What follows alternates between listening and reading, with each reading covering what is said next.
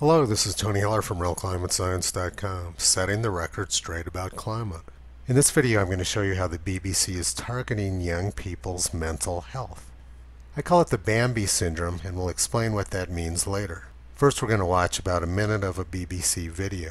If I don't think the future is worth anything, then I'm not going to have children. If I think it is worth something, I will have children. We are already seeing coastal city flooding, we're already seeing forest fires, we're already seeing flash floods, we're seeing tornadoes. When big ecological disasters happen around the world, I feel a sense of anxiety, I feel a sense of sadness and a sense of loss.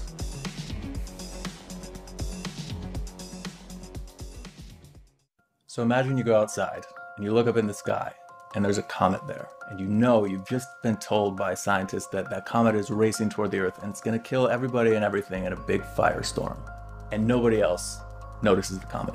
And you say, hey, look, there's a comet and it's going to kill all of us, and people just don't seem to care. If someone calling himself a scientist told me that climate change was going to kill all of us, I would probably recommend to him that he get some psychological help.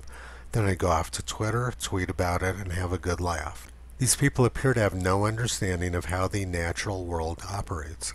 They don't know that forest fires are an essential part of the forest cycle.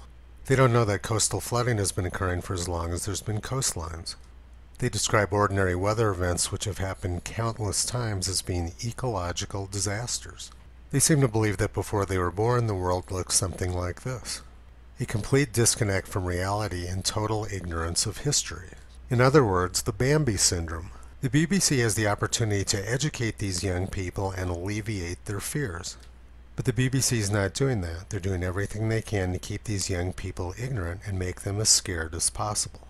I could literally spend months going through the long history of weather disasters. But that's not the point of this video, so I'm just going to go through a small handful. In 1607, the Bristol Channel, which has some of the highest tides in the world, was hit by a wind-driven storm surge. The flooding from the storm surge killed thousands of people. A few decades earlier, in 1570, there was a massive storm surge on All Saints' Day in the North Sea. That storm surge killed tens of thousands of people in the Netherlands. The deadliest peacetime natural disaster in Britain's history occurred in February 1953.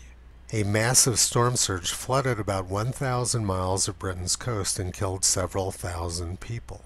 Britain's coastal cities have had many bad floods. The BBC could have chosen to educate these young people, but instead they chose to keep them ignorant and scared. Here in the United States, we've had some pretty bad flooding too.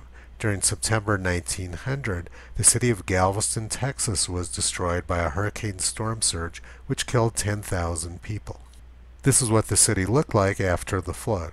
And during September 1926, Miami was destroyed by a hurricane storm surge. The 1926 storm destroyed 50 miles of coastline. Miami looked pretty bad in 1926, but today it's looking just fine. This picture is not causing me a lot of climate anxiety. When I was around this person's age, I was working as a wilderness ranger for the United States Forest Service. The Pecos Wilderness where I was working got a couple of feet of snow today. But things weren't always like this. In 1890, nearly the whole area burned down in a massive forest fire. Forests need fire to regenerate. Now I'm going to show you a video of what the burn area looks like almost 130 years later.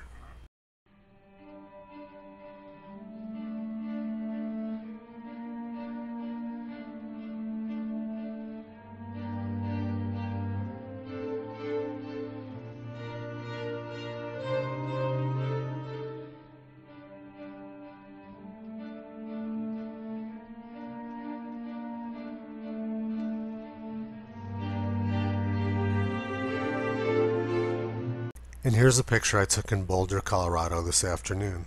These deer do not seem to be experiencing a lot of climate anxiety. They look pretty relaxed. Irrational neuroses like those young people have in the BBC video are strictly a human condition. Forest fire burn acreage is way down in the United States. It's down 80% since the 1930s.